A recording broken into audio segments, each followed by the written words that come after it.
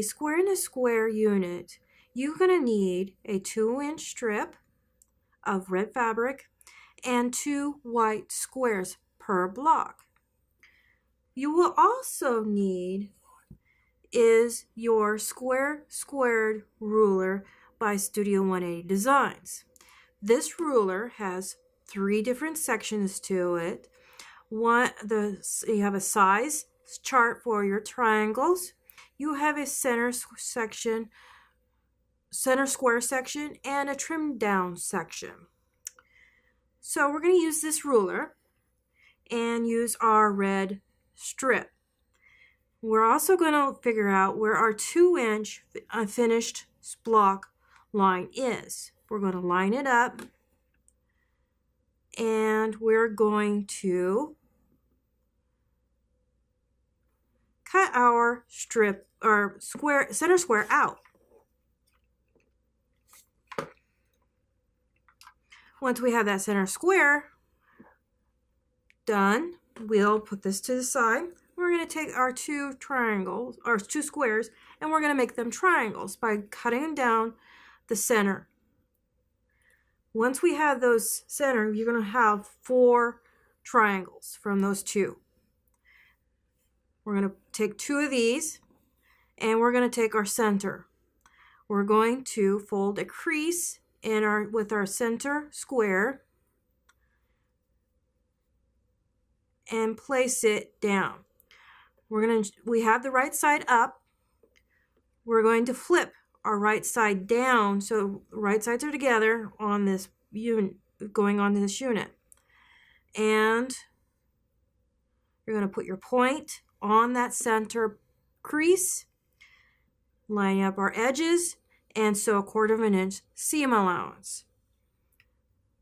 Once you have that 1/4 inch seam allowance done, you're going to press it away from your center, and you're going to repeat on the opposite side, doing the same task, getting your point in the center crease, and doing a 1/4 inch seam allowance, pressing it open. So your unit will look like this now. With the final 2 triangles, you're going to then place them on top of this. But first, we need to fold this to get our center crease. Again, this way. Once we have that center crease, we're going to then place it on top. Again, like we have done before. And we're going to sew a 1/4 inch seam allowance on this side. Once that's done, we're going to press outward and repeat on the opposite side, lining everything up and doing a 1/4 inch seam allowance, pressing away from the center. So your unit will now look like this. So it needs to be trimmed up. So that's where our square and a squared ruler is going to come in handy again. On the trim down size, you have 1.5, 2.5, 3.5 on up. We're going to use the 2.5 inch on the trim down side. We're going to place this on our piece, our unit, and we're going to take and look at our 2-inch X's here. These are going to line up on our center lines, or our crease lines, sewn lines.